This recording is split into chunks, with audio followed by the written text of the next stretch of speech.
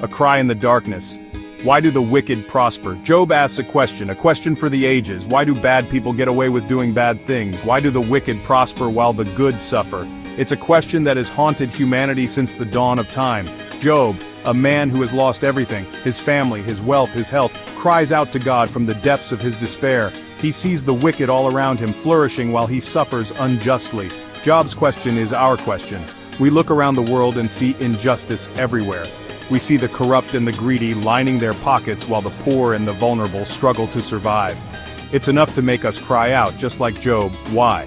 Why do the wicked seem to escape punishment? Why does God allow their wickedness to continue? These are questions that have no easy answers. But in the book of Job, we find a powerful exploration of these timeless questions. Questions that continue to resonate with us today. Job paints a vivid picture of the wicked. He describes their actions in stark detail. They steal land from the poor, they exploit the vulnerable. They take advantage of those who are weaker than themselves. They are like wolves, preying on the innocent. Job describes how they remove the landmarks of the poor, seizing their property. They exploit the poor and needy, forcing them into servitude. They leave the fatherless with no one to help them, and they take the widow's ox for themselves. They are driven by greed, selfishness, and a complete disregard for the well-being of others. Job's words are a searing indictment of the wicked. They are a reminder that injustice is not a new phenomenon. It has been with us since the beginning of time. Sadly, the injustices that Job describes are still happening today. We see them in the headlines every day. We see them in our own communities. We see them in the faces of the marginalized and the oppressed. Think about the exploitation of workers in developing countries. They toil in dangerous conditions for little pay. They make our clothes, our electronics, our coffee, yet they can barely afford to feed their families. This is the same kind of exploitation that Job was talking about. Think about the plight of refugees fleeing war and persecution. They are often met with hostility and indifference. They are denied basic human rights. They are treated like criminals simply for seeking a better life. This is the same kind of injustice that Job witnessed. Job contrasts the prosperity of the wicked with the suffering of the righteous. He describes how the poor and the needy are crushed under the weight of injustice. They are denied basic necessities. They are forced to live in poverty and despair. Job describes how the godly are often the ones who suffer the most. He says that they are driven from their homes, forced to wander in the wilderness. They are hungry and thirsty. They are naked and wounded. They are persecuted and oppressed, yet they remain faithful to God. Job's words are a poignant reminder that suffering is not always a sign of God's displeasure. Sometimes the righteous suffer simply because they live in a broken world, a world where evil often seems to triumph.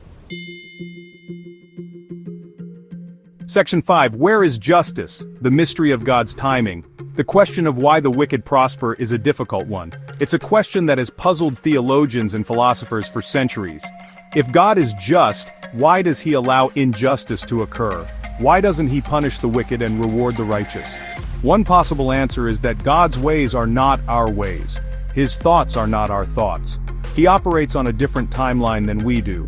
What seems like injustice to us may be part of a larger plan that we don't fully understand. Another possibility is that God allows suffering as a test of faith.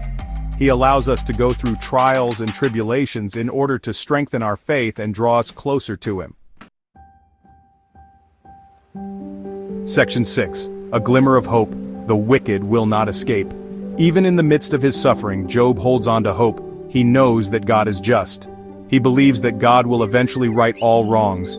He affirms that the wicked may seem to prosper for a time, but their judgment will come. Job reminds us that God sees everything. He knows the secrets of our hearts. He knows our every thought and deed. Nothing escapes his notice.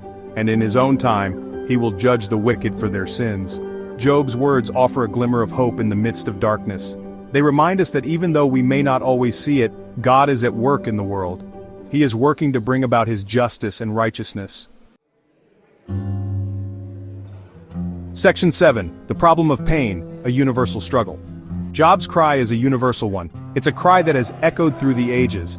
It's the cry of the innocent who suffer unjustly. It's the cry of those who have lost loved ones too soon. It's the cry of anyone who has ever looked at the world and wondered, why?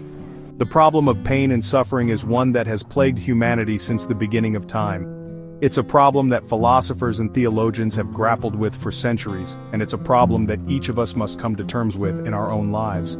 There are no easy answers to the problem of pain, but the book of Job reminds us that we are not alone in our suffering. God is with us, even in the midst of our pain, and He can use our suffering to draw us closer to Him. Section 8. Faith in the face of suffering, holding on to hope. Job's story is a powerful reminder that faith is not about having all the answers. It's not about living a life free from pain and suffering. Faith is about trusting in God, even when we don't understand. It's about holding on to hope, even in the midst of despair. Job's faith was tested in ways that most of us can't even imagine, but even when he was tempted to curse God and die, he held on to his belief that God was good, and in the end, his faith was rewarded. Job's story is an inspiration to us all. It reminds us that no matter what challenges we face in life, we can overcome them through faith. We can find meaning and purpose in our suffering, and we can emerge from our trials stronger than ever before. Section 9. The ultimate triumph of good, a promise yet to be fulfilled. The book of Job doesn't give us all the answers. It doesn't fully explain why the wicked prosper or why the righteous suffer, but it does offer us hope. It reminds us that God is in control, and it promises that one day, justice will prevail. The Bible teaches that one day, God will judge the world in righteousness. He will right all wrongs, He will comfort the hurting, and He will make all things new. This is the hope that we cling to. It's the hope that gives us strength to face each new day. Even though we live in a broken world, we can take comfort in knowing that this world is not our final destination. We have a hope that transcends this life, and it's a hope that cannot be taken away from us.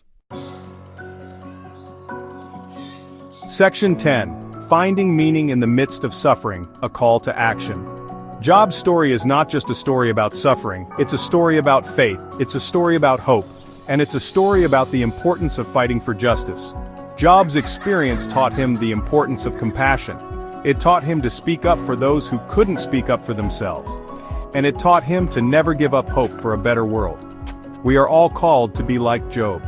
We are called to be people of compassion and justice.